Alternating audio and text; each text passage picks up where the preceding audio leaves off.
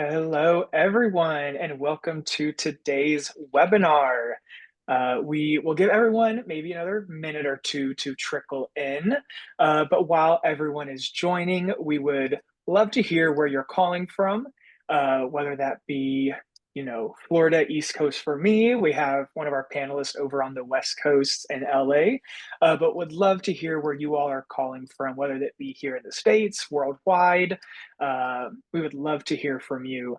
My name is David. I am on the marketing team here at Bonusly, and we are so excited for you to be joining us today. It's been, I think, about a month since our previous webinar, and we are just really excited to talk to you all today about managers and employee engagement and everything in between.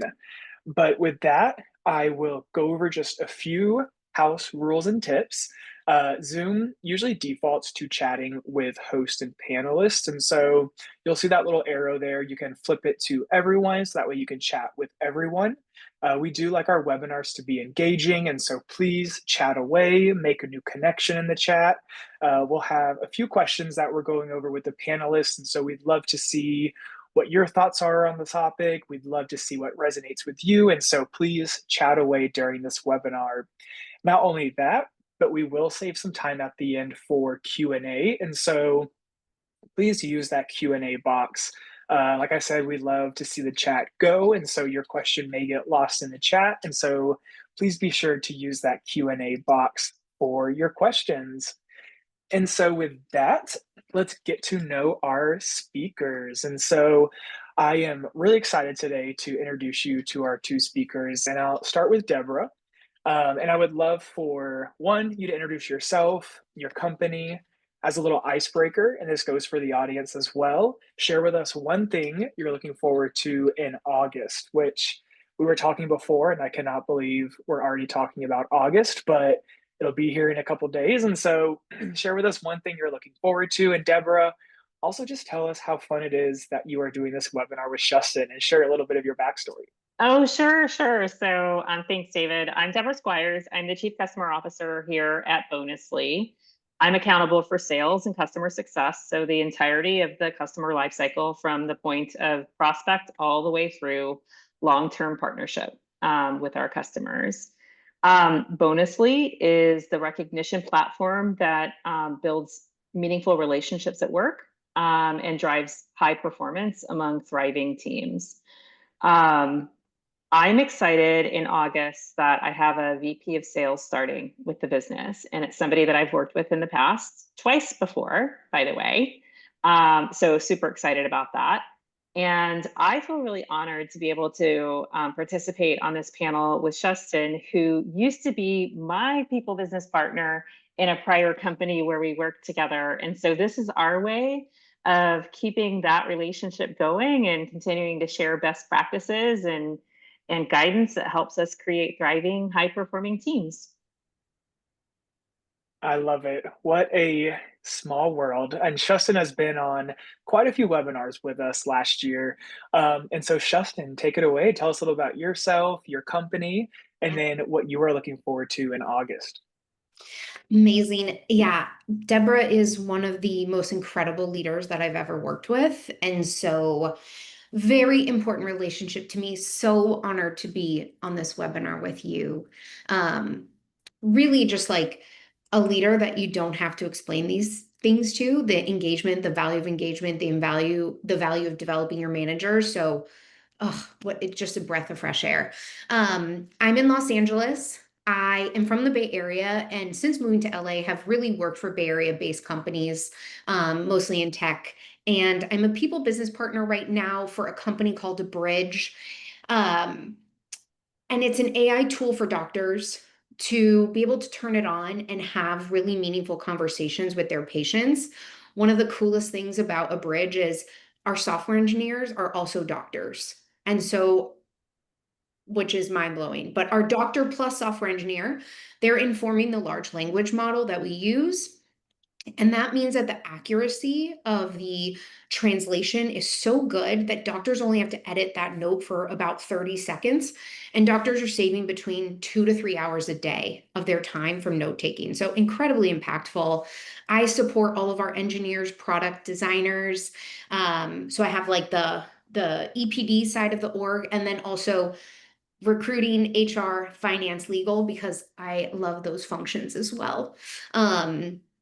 I have a few competing exciting moments in August, but I'm going with one of them. Both my kids are starting at the same school this month, which means I will have one drop off, and that drop off will be life changing. So, and I will have that same drop off, hopefully, cross your fingers, nothing changes, for the next 5, 6, 7 years. It's actually really impactful to a working parent. So I just am really excited for that morning. I love it. Congratulations on that. And so good to have you back. Shustin's company, I did drop their LinkedIn in the chat. So if you want to learn more, please feel free to give them a follow, check them out. As Shustin was telling us about it a couple days ago, it just seems like a really phenomenal company, saving doctors time, which is huge. So thank you so much again for being here. Like I said, my name is David. I am calling in from Jacksonville, Florida. Usually I see a few other Jacksonville people in the chat, but none today. And my August looking forward to is nothing really special. I mean, just more beach days. It's been a not super hot summer, with the exception of this week has been tremendously hot, but just looking forward to some more beach weekends before the cooler weather comes end of September-ish. And so thank you both for sharing with us. Thank you everyone in the chat. And with that, let's dig into today's topic. So for those of you who this may be your first webinar with Bonusly, we love to make our webinars panel style and, like I mentioned before, very engaging. And so we have a handful of questions that we'll ask Deborah and Shustin. We would love your thoughts as well. We would love to see, what resonates with you. And then if there's any questions throughout the conversation, please use that Q&A box. That way they don't get lost in the chat, because we will have some time at the end for some Q&A.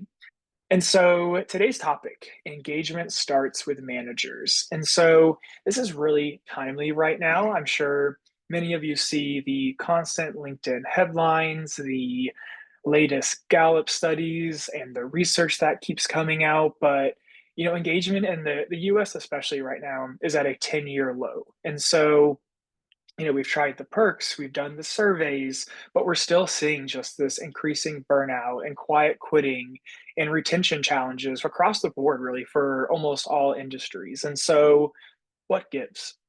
And here at Bonusly, we really truly believe that the answer, doesn't necessarily lie in HR, but the answer really does lie in that relationship between managers and their teams. And so we'll talk a lot about that relationship today. We'll talk about some studies and some research. We'll drop all the links in the chat. But just really looking forward to hearing Deborah and Shustin's thoughts on this topic, who, in their introductions, like we talked about, really bring a deep understanding of this issue, and really what the solutions they've seen work, what they think will work in the future. And so we'll cover everything from tools to actions that you can take, and especially some coaching strategies that you can put in place that really move the needle. And so with that, let's get into it. So our first question, we'll start with you, Deborah. Like I mentioned, we see the constant Gallup headlines, whether they're from Gallup or Human Business Review or any HR influencer that's talking about it. But we've seen these for the last few years now about engagement descending. And so for some reason, it really does feel different this time, especially in 2025. And so why? What makes the stakes really much bigger in this moment? Yeah, you're not wrong that the narrative has fundamentally shifted and seems to be in a downward spiral. It wasn't that long ago that the world faced what felt like an existential crisis. And I don't want to keep going back to COVID, but COVID changed a lot of things for a lot of people. And many people began to question, why am I here? What am I doing? And really recognizing that time is fleeting, and that they need to make the most of their experience while they're here. they also saw that we can operate in different ways. And so the expectations increased for companies to actually increase flexibility and be more mindful. And people started to, really consider what options they had to live the life that they want and the way that they want. So we have this overarching existential crisis that had people really ask themselves the tough questions. And we've now come out of that, but we haven't forgotten it.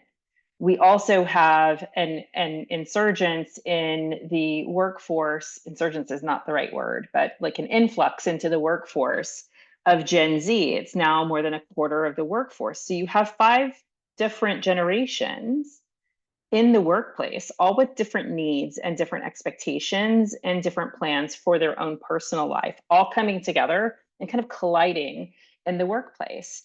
So the world is a really harsh place, and we've faced that. We've got changing dynamics in the workplace, creating new demands and expectations. And you have Gallup now tracking loneliness at work. And so 1 in 5 employees report feeling lonely. And they're tracking this over time. So this is a growing trend, and Harvard Business Review really calls it an epidemic, which is also a scary word given what we've gone through over the last 5 years. But that we're currently facing only a third of the workforce is engaged. It's actually 31%. So just below 1/3 of the workforce is actually engaged. 39% of employees are reporting that they feel that someone cares about them at work. Less than half of the employees who respond to the Gallup surveys feel like someone at work cares about them. Think about that. You spend more of your life, more of your waking hours at work, and less than half of employees responding indicate that they feel like someone cares about them at work. And then a whopping 69% of managers are disengaged. And managers have an outsized impact on employee engagement and experience. And I truly believe that managers are quite literally fed up with being put in a situation where they cannot win. And we'll talk a little bit about how we got there a bit later in this conversation. But the reality is your managers have more influence on employee engagement than anyone else in the workplace. And if your managers aren't taken care of, then your employees won't be taken care of either.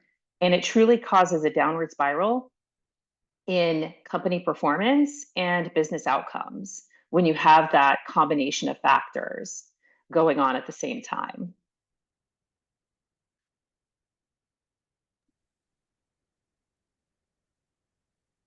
It's like it kind of stops you in your tracks a little bit, those numbers. Yeah, I do think that the volatility over the past 5 years, the instability, the sort of shaky ground, it just, let's say in the job market, I can speak to my industry, right, of a spike in hiring one year, spike in layoffs another year, spike in hiring another year. Like that's a very quick turnaround, some of these 12-month spikes. And then you have spikes in things like we're all remote. We're back in the office. No, we're hybrid. No, we're remote again. And so it's a lot of change, really thrashy change in the past few years. And I think, people, or I will say, speak for myself, with work, it always felt like if you do good work, if you're dedicated to your work, if you perform, there's some not guarantee, but there's some reassurance. And now I think that it doesn't necessarily feel that way. It feels like there are all these macro things that are a bit out of your control. And so it just creates like some anxiety, some instability, some uncertainty. And those are not feelings where we perform our best, where we're the most engaged. And so yeah, I think the stakes do feel high right now. Mm.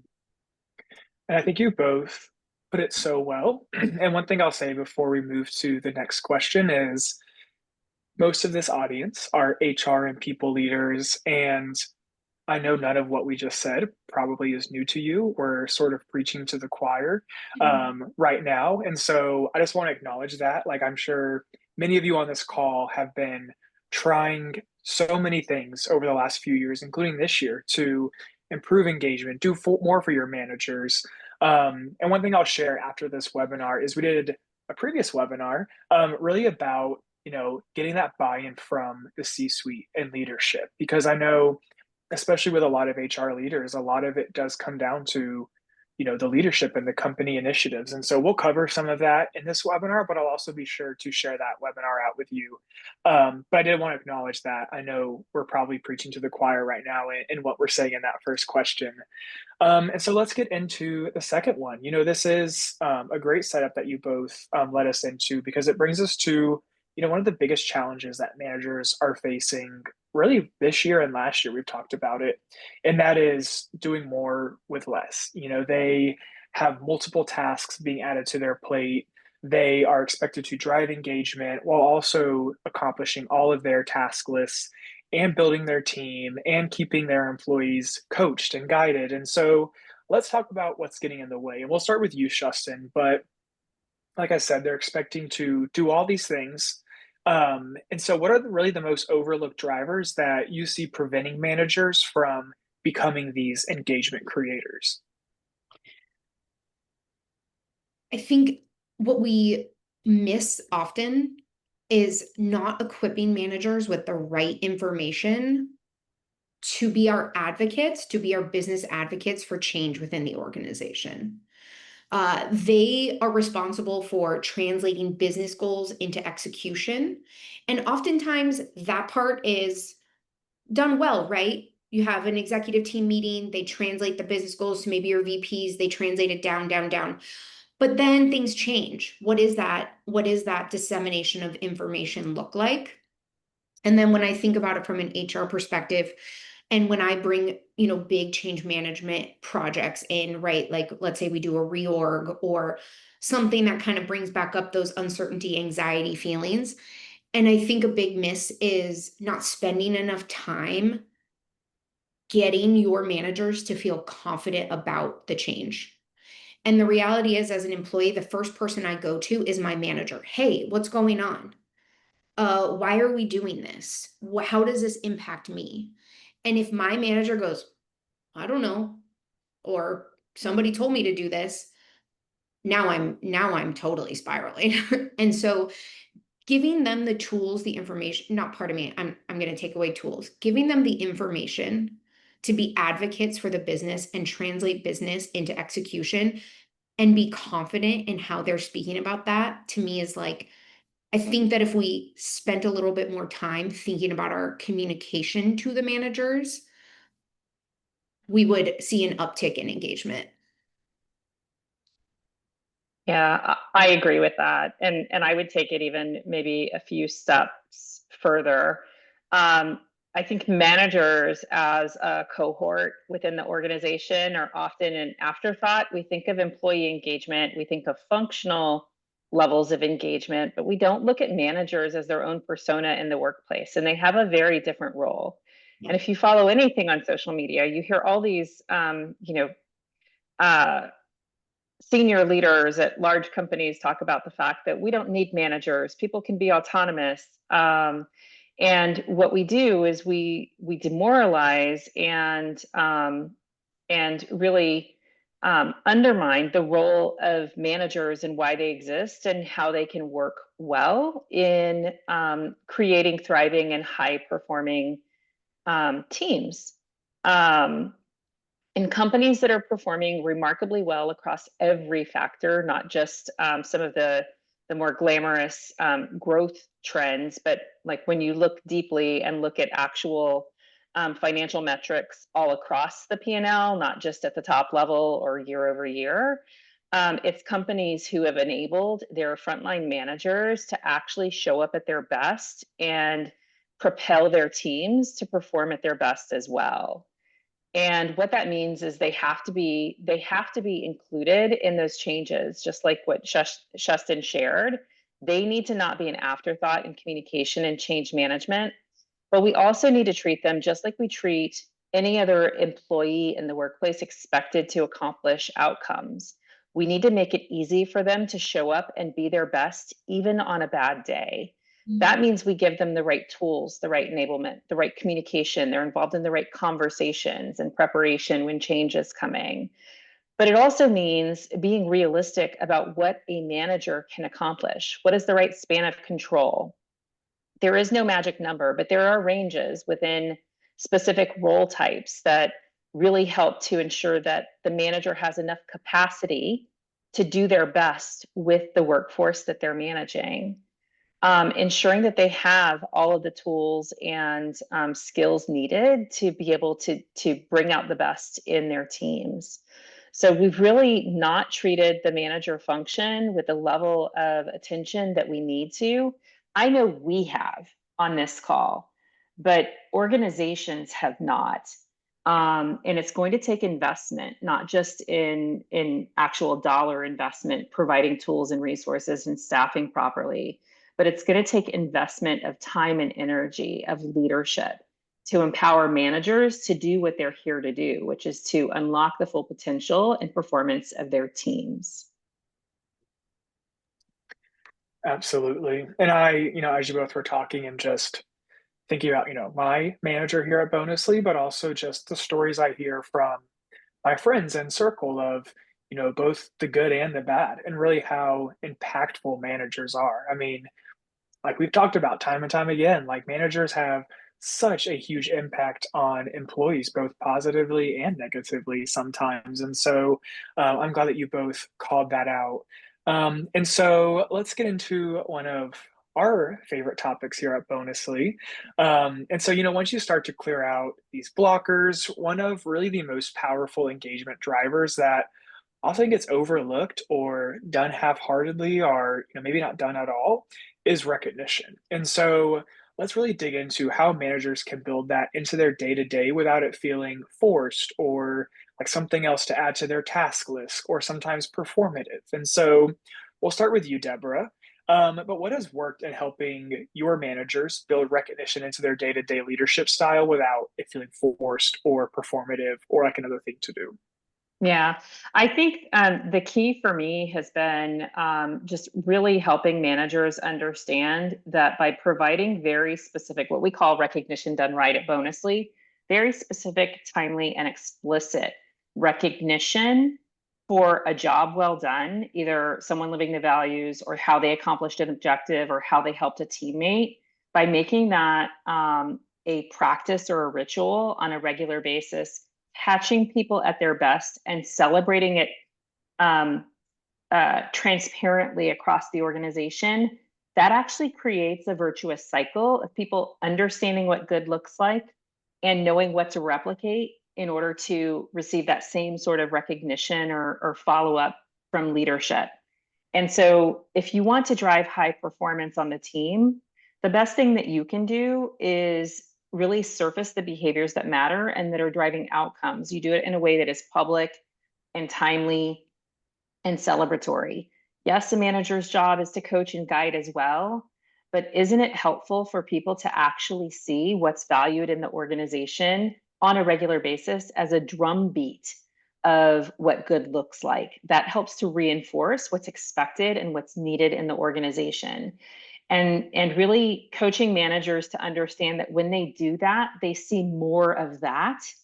And so we've talked about, like in the past, carrots and sticks. This is your carrot. This is laying out what has an impact in the workplace that then motivates others to go and replicate that behavior.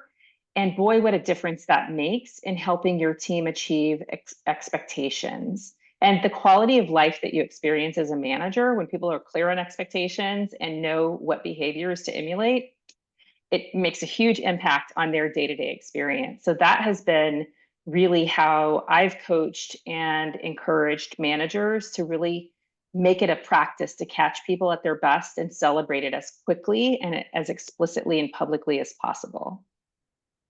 Yeah. And so I like to get very tactical with this. So I'm imagining that this audience is all HR professionals. And so HR professional to HR professional, your customer are the managers, right? And we go to our managers and we say, hey, you need to recognize and reward your team better. And I think sometimes what they hear is, oh, cool, I have one more thing that I have to do. And so what I like to do is the first question I ask managers is, what about recognition comes naturally to you, and what about it doesn't come naturally to you? For me, I'm naturally a cheerleader. It's in my DNA. I was never actually a cheerleader, but I think it's a persona I embody. Um, I've had managers who are much more level-headed, a little bit, um, and then some managers that are slant negative. So getting a manager to really reflect on where this does come naturally or doesn't come naturally, and where it doesn't come naturally, to build in mechanisms to circumvent their natural tendencies. And so um, I do things like give them a template, a one sentence template, almost like a Mad Libs, where they just have to insert a word and put a reminder on their calendar to use that sentence with their team. Um, Go back to habit forming principles. And those are, what is one thing that you can do every day when you're your busiest and you're most stressed, right? If you're trying to form a habit of going on a 30-minute walk every day, if you read any habit forming book, what they say is walk for 1 minute every day for a month.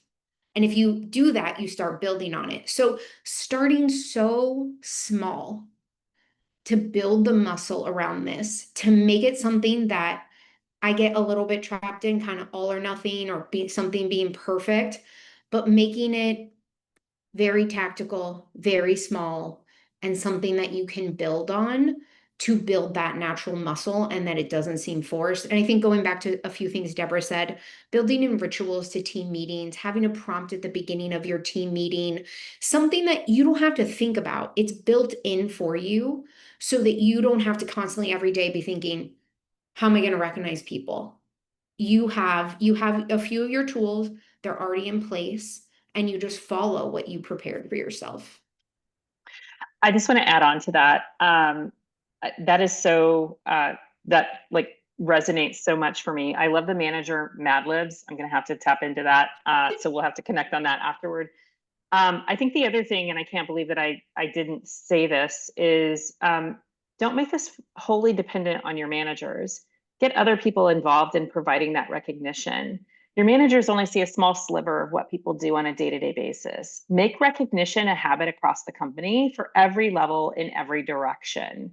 That is a game changer for your workplace, and that supports your managers at the same time. And so getting other people involved, making peer-to-peer recognition just a standard.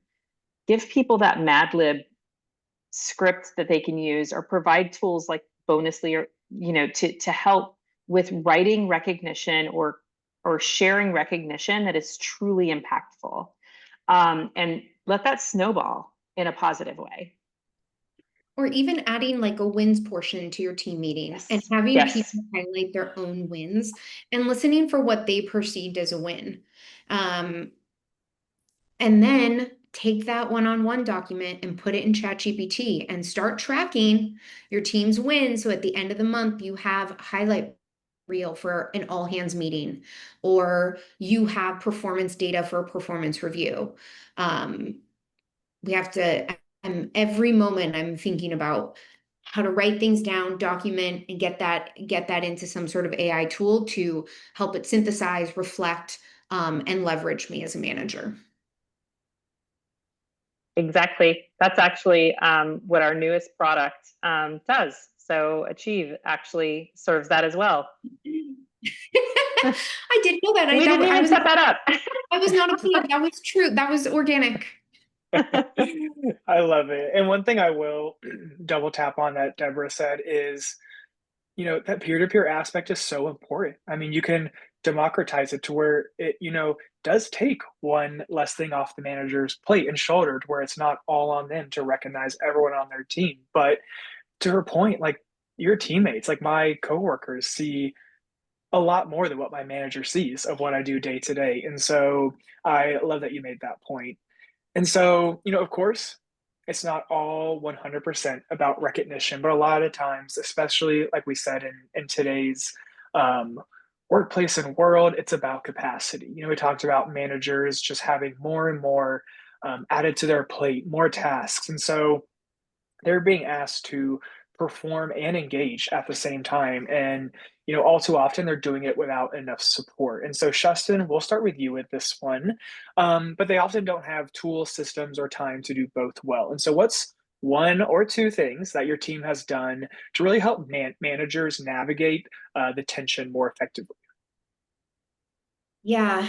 So performance comes with a lot of pressure. Right? Those are the outcomes that the business is evaluating. And it can sometimes override or overshadow the engagement piece, right? We must achieve this goal and we must do whatever it is that we can to achieve that goal. And so if we tie it back to recognition, I think one thing that I caution managers around is uh not recognizing heroics consistently. Sometimes there are moments to recognize heroics, but if you're constantly recognizing the person who stays up late, works through the night, works through the weekend, has no work life balance, um, you're you're telling the team what you value. And so I think of the balance of engagement and performance in sort of three buckets. I think of it as your comfort work, your stretch work, and then the necessary work that we have to do. And so making sure that at when you can, those things are at the right proportions and that you are recognizing when someone is stretching, maybe sometimes when there's heroics, and then really some of that, like, you're so solid at this work and it is very valuable. And then there's a lot of necessary work that we have to do that isn't fun, isn't glamorous, but we all have that portion of our job. And so when you're checking in with your teams and your one-on-ones, kind of bucketing the work, and then when you recognize that work, making sure that you're recognizing those buckets in the appropriate way. Love that. I think, oops, sorry, I got distracted by the slide moving. Um, One of the things that we have really worked to do, uh, both internally and with our customers, is ensuring that we're auditing where managers are focusing their time and helping them streamline the entirety of that experience. So sometimes we default into processes and tools and approaches that we inherited or that have been passed down over generations. Let's face it. Performance reviews started in World War One in the 19 teens on the battlefield, by the way. So we've inherited practices that don't serve us today. And having the courage as a leadership team and in partnership with our people team to step back and our customers are the people team as well, step back and look at what is serving and what is not serving your leaders and accomplishing what they need to be accomplishing, and helping to provide a safe space to evaluate what may not be serving them any longer, taking things out of the picture that are only distractions and that are not adding value, and helping them engage or perform. Part of that is, again, treating your managers as a critical cohort in the workplace and evaluating feedback across managers on what's working and not working so that you can help them just like you'd help any function in the organization.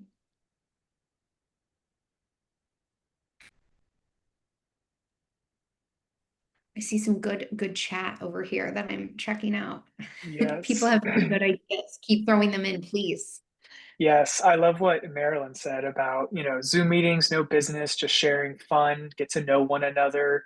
I think that's really huge. It's one of those small things that you can do because, like Shustin and Deborah have said, like that manager to employee relationship is crucial. And that's why even, with Bonusly and with our one-on-one tool, like you start it with just a general check-in, like how are you doing both personally, professionally, like what is going on. I mean, my manager and myself always talk for a good bit about how our weekends were, what camping trips are we going on coming up, and it's really those seemingly small moments that begin to like both of our panelists have said, snowball into, this relationship between you and your manager. I will highlight the screen. We have one of our most recent blog posts is, these 10 manager mantras, which I'll include a bunch of these blogs in our follow up, but we spent a good deal of the last few months just talking to managers, both out of our bonus league customers, outside, sources that we have, but just really getting to know, what they're going through, especially in 2025. And so this came from that, and we love it. We brought it to a conference recently and handed out several of these to our attendees. But Deb or Sheston, we will start with you with this one. We talked about tools and what tools you can give to your managers, this and that. But what tools do managers at your place or managers in general currently use? And where are those tools falling short in supporting better leadership and engagement? Yeah, I am gonna just like kind of be more like directionally forward positive and say that I'm, as an HR professional, becoming very obsessed with how AI is going to impact my role and how I'm going to leverage it with managers.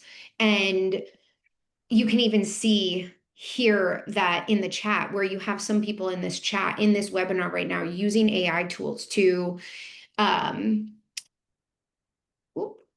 using AI tools to take notes in this meeting to synthesize it for them. Like the leverage and brain power that and the reflection that we are going to get out of these tools. And so I'm practicing myself. I am dictating into Chat GPT. I have a few different workflows around my stressors, my wins, my performance tracking, and not just tracking, but reflection of how long did things take me? What were my blockers? These are used to be things that we used to tell our managers to document.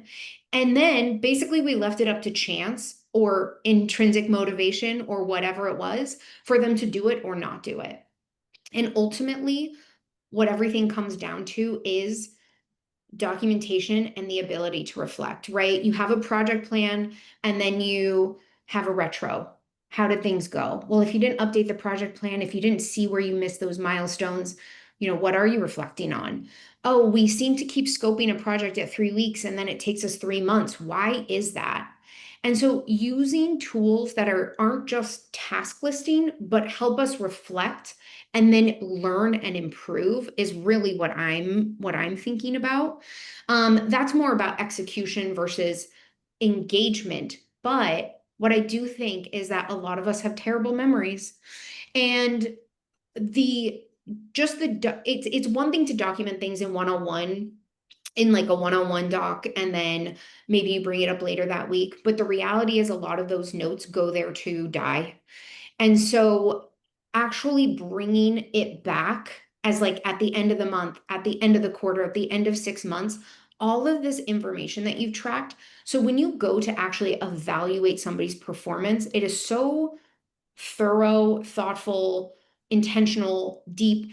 You eliminate recency bias, right? Because you have those notes from 6 months ago. And so what I don't want to say is like, oh my God, we need all these new tools. Let's use what we have. If it's Google Docs, if you have certain tools already that your team uses, Notion, whatever it is, and then create a little bit of leverage using AI and you're already ahead of the game, then kind of going, Deborah, like performance reviews, antiquated, outdated, but we still use them. But who is going to be the HR professional here that sort of shifts that script and takes it to the next level of not just task listing, but a lot more reflection and learning?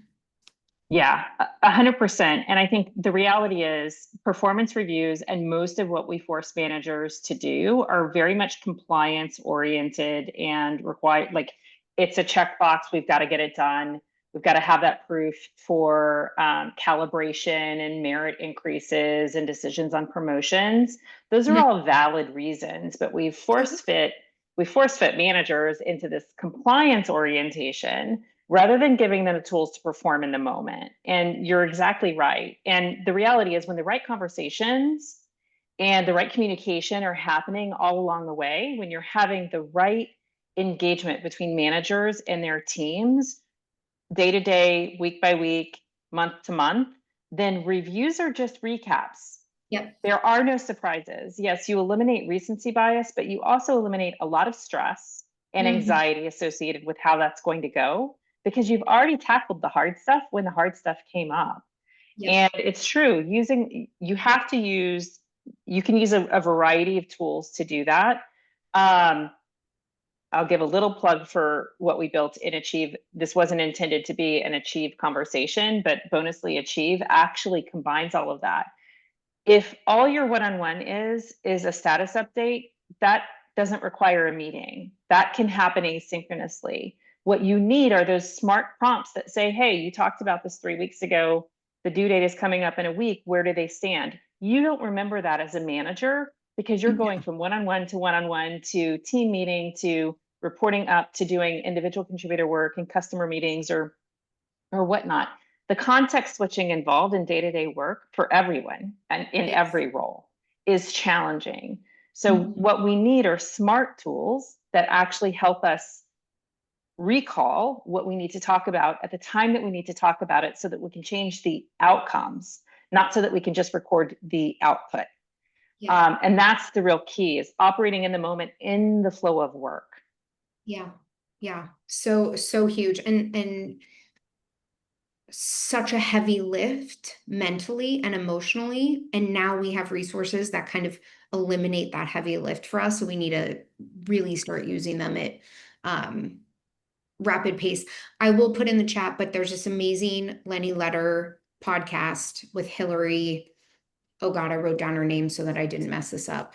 She's fantastic. Hillary Gridley. She's the head of core product at Whoop, and really talks about using AI and development time with your direct reports around learning and closing the gaps in their skills and really turning performance management into development work. And so I'm just, I feel so energized by that because some of it is really compliance, right? Like you document and then you maybe performance like, but I want it to be more on the development side. I want people to actually have the opportunity to grow, to develop skills. And so identifying gaps, doing that analysis, and then having targeted ways to learn is really just like the things that are keeping me up at night in a really good way. Yep. I love it. And I will pause here for a quick commercial break. If you have any questions for Deborah and Shustin, please be sure to use that Q&A box. We'll save about 10 or 15 minutes here at the end for Q&A. And so I'm sure some questions have popped up. Please feel free to put those there. But with that, we will stay with you, Shustin, for this next question. And so, even the best tools can't make up for lack of trust, which, like we've talked about already today, is huge in the workplace, but especially in that manager to employee relationship. And so, what roles do trust and psychological safety play in team performance and engagement? And especially, if a manager has 10 or so direct reports, how do they go about building trusting relationships with all of their employees? Yeah. I mean, can I say that trust and psychological safety play 100% are the most important thing of all time for team performance? Maybe I'll say 90% to give it some other category that I don't know about, wiggle room or highlight.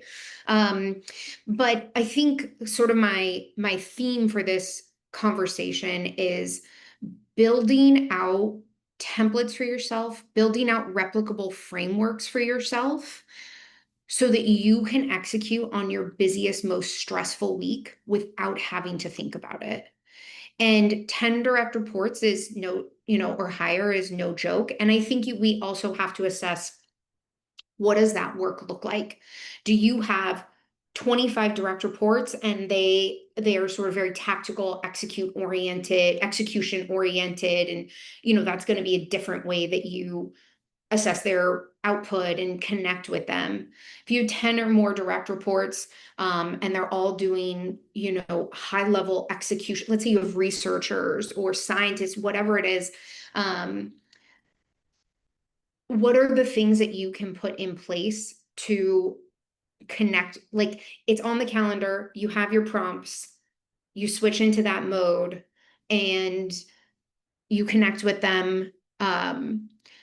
I will go back to what I said earlier too, is what are you bringing from the business into those conversations? How are you letting them know that you are understanding the business and translating it for them?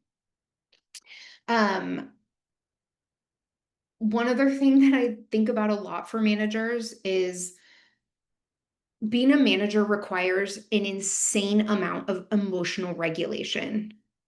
And so, one, being the buffer between the chaos up here and what needs to get done.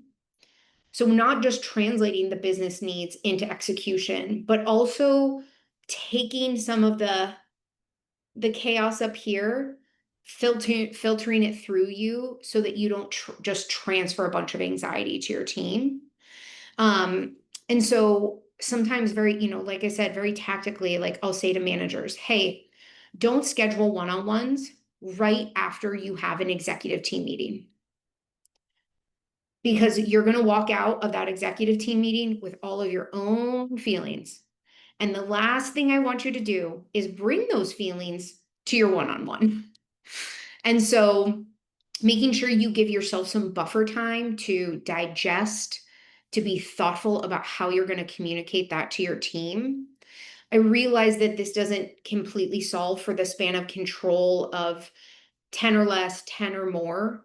But being a good manager, I think the baselines are like your own emotional regulation. So that really means taking care of yourself as a manager, taking the walks that you need, taking the, making sure you're sleeping, making sure you have joy in your life, and modeling those things.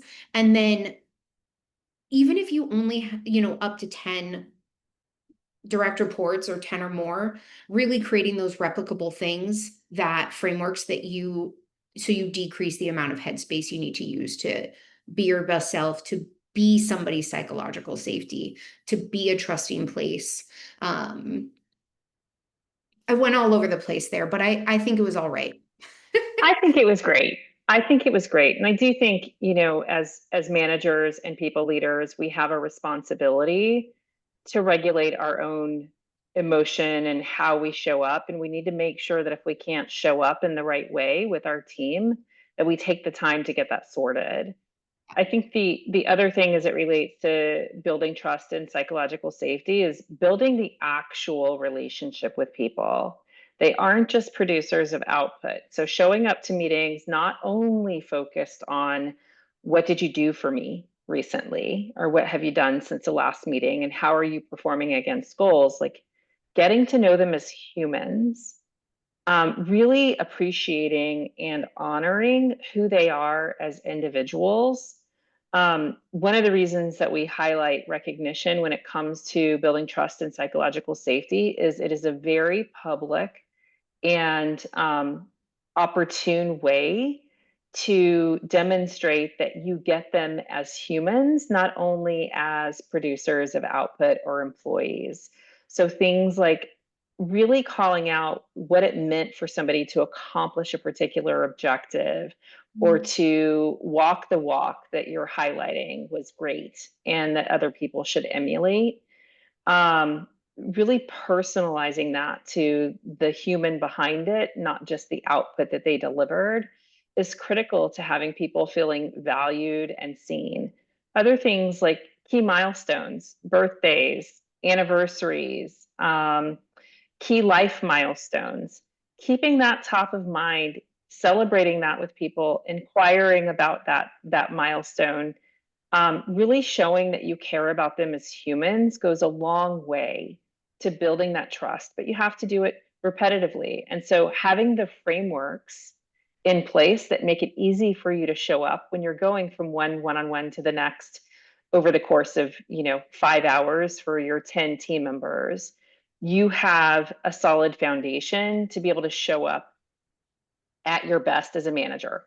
Sidebar, don't recommend doing 10 one-on-ones back to back, but you get the point here. We need to make it easy for people to show up at their best, managers included. And you have to build working relationship on the foundation of the human relationship first. And I do think HR audience has the ability to influence in this sort of milestone recognition piece, right? Making sure that your HRIS is sending a reminder to managers about birthdays and anniversaries. Sometimes that sounds very small, but I cannot tell you how many times a person has said to me in private, it was just my 1 year anniversary and my manager didn't say anything to me. And it's really meaningful for people to be recognized on their work anniversary, to be recognized on their birthday. It's a simple way to make somebody feel seen, which is the intention of engagement. And so, HR, go to your systems, figure out ways to get that on your manager's radar without them having to think about it. If your leaders have EAs, ask their EAs to put it on their on their leaders' calendars. This is really a way where we can help support the business in recognizing those things. Put together a CARES program where there's budget for milestones, there's definition for milestones, got a certificate, graduated from a program, bought a house, whatever it is, you have definitions for milestones and you have guidelines on how and what you can send and expense it. So there's limited barrier to doing those types of wonderful things. I'll also say there are moments in people's lives where you need to show up for them, and it's not a great milestone to celebrate. And you need to make it easy for your managers to know what to do in those circumstances as well. Yeah. And that's when you could really demonstrate as a leader the true care for the humans involved. Make it easy for your team to show up for each other in the moments that matter in their lives. Yeah. Absolutely. Some really good points there. And especially the work anniversaries and birthdays. I mean, I Huge. just hit my 3 year at Yeah. Bonusly, and I will say just having my manager acknowledge it and celebrate it is huge. Because I mean, I have friends who go to work and especially on their birthday. I mean, Yeah. and it's again, it's to your point, like there's no fault to anyone. No one's intentionally forgetting a birthday, but three of their coworkers may have their birthday celebrated, but then for some reason theirs gets missed and they're, sitting at work all day like, wow, it's my birthday. And so shameless plug, that's where Bonusly can help. So let us know if you want to help automate that. And I think that is a really good spot to stop, and we will head into some Q&A. And so, Deborah, Shustin, thank you so much for all of your points and advice. And I really hope you and the audience took something away from today's webinar. We'll be sure to send out the recording after this. We'll have several resources and blogs that we'll share with you as well. And I will also drop in the chat both Shustin and Deborah's LinkedIn's. I'm sure they would love to connect with you. If you have any questions on any of their points that they made, if they mentioned a resource or anything that you just wanted to chat with them about, I know I'm speaking for them, but I'm sure their messages are wide open for you. So please connect with them. I'm sure they would love to continue the conversation. Just stay in touch with you if you ever come across anything that you want to chat with them about. And the final thing is, I wouldn't be doing my job on the marketing team at Bonusly if I didn't launch this poll. And so if you heard anything, especially from Deborah's points around how Bonusly can help in multiple ways, please answer that poll. And we would love to share more with you about how Bonusly can help your managers build stronger, more connected teams through recognition and feedback and better performance conversations. And so we'd love to chat with you more. So answer that poll. We'll have someone reach out to you here in the next day or so. Before we go into the Q&A, I would also love to just thank you so much for spending an hour of your day with us. I know there is so much going on in the world right now, and especially as HR leaders, I'm sure you're going to end this webinar and have a full inbox or a full Slack message. And so, genuinely, thank you so much for tuning in live to this and for those of you participating in the chat. Final thing I'll say is we'll launch a survey after this. And so we'd love to hear are there topics that you'd love for us to talk about? We do these monthly. Is there anything you would suggest to improve? We are open to all the feedback, so please answer that. And we would love to just take in that feedback. And so with that, I will go into our Q&A. I think we have time for maybe one question, and I'll just open it up to both of you, whoever wants to jump in. But the first question is, what advice would you give HR leaders who want to better advocate for their managers internally, especially when budget or bandwidth are tight? Mm, it's the Deborah. Okay, I'll jump in. Yeah. So there are a few things, and I have shared a little bit of this throughout this webinar. You really have to treat your managers as their own cohort. So when you're doing engagement surveys or pulse surveys or anything related to the health of the workforce, separate out your managers as their own distinct cohort. You also need to educate leaders on the impact of skilled, capable managers and their impact on financial and business performance. Gallup has a lot of research on this. We have a lot of thought leadership and research on it as well. And I know David shared quite a bit in the chat. But if you can tie the investment in your people managers to the impact on the financial performance of the business, either reducing cost, reducing liability, or in ideal circumstances, and you can always do this, driving top line revenue for the business, then you tend to have a different ear listening to that conversation. And so you have to translate it into something that the C-level is going to action and invest in. And there is no greater investment that you can make in driving business performance than investing in a solid management program. So empowering and enabling your managers to really build thriving, high performing teams is critical to doing that. I can't top that. Great. I wrote down everything she said. I was going to say, I know I mentioned it after I think the first question, but I'll be sure to share that webinar recording with you all that we did, which was really all around, how do you present things like people initiatives to the C-suite? And it was with our very own COO as well as the COO of another company called Very. But they made some just tremendous points. So I'll be sure to share that recording out with you all after. But our final question in the Q&A is, how do you balance pushing managers to grow versus overwhelming them with more to-dos? This is so tough. I'll tell you, as a people business partner, these are some of the conversations that I love. And so what I will the conversation that I have with managers is, what feels overwhelming, what feels natural, what is something you wish you did more, and just even having that listed out, that reflection. And so there might be areas of a manager. Let's define the areas of a manager, like your people manager piece, managing up, your peer, your cross-functional relationships, your own output. Okay, what parts feel overwhelming? What parts do you just nail without even thinking about? And the parts that feel overwhelming, let's talk about how we can automate some of these things or templatize or make frameworks for these things. The growth areas that feel hard or emotional lift, let's talk about that. And then maybe once a quarter, they pick one thing that they're going to work on. And you have to make it honestly once a quarter. It can't be a week. It really can't be a month. But you meet with them regularly. You can be their accountability partner.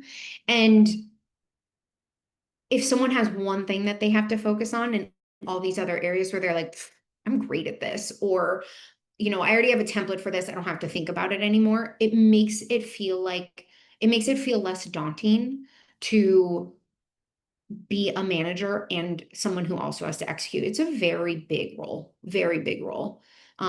with a lot of different stakeholders and a lot of people that you are reporting to, pleasing, direct, like everything. It's a huge role. And so making it a bit more bite-sized for them so that it doesn't feel like HR is just like pushing stuff onto them, and really more of their thought partner in how it is that they develop as a manager. Perfect answer and perfect timing. We are about to be at time. The last thing I'll say is I would really encourage you all connect with Justin and Deborah on LinkedIn. Again, message them if you have any questions, have any follow-up, just things you want to chat about. But again, thank you all so much for tuning in live today, spending an hour with us. And also just thank you so much for all you're doing for your workplace, for your managers, just the fact that you're here wanting to learn more and invest more and help your managers is huge. And so thank you so much for being here. And we hope you all have a great rest of your Wednesday. Thank you so much. Thanks, everyone. Thanks, Justin.